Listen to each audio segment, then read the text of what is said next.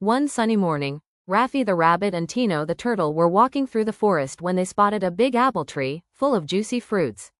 Raffi was excited. Wow! Look at those apples. I can reach them with my long legs. Tino smiling. They look so yummy. But I'm too short to reach even one. Raffi jumped up and picked a shiny red apple. He was about to take a big bite when he saw Tino's hopeful eyes. Raffi is pausing. I could eat this all by myself, but it's more fun to share. Raffi cheerfully said, Here, Tino. Let's split it, half for you, half for me.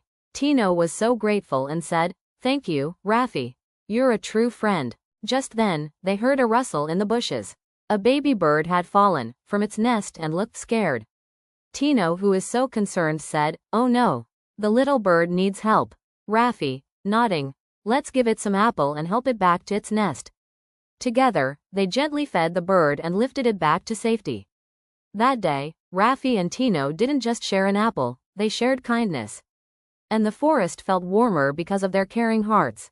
Tino, smiling, said, Sharing makes everything sweeter.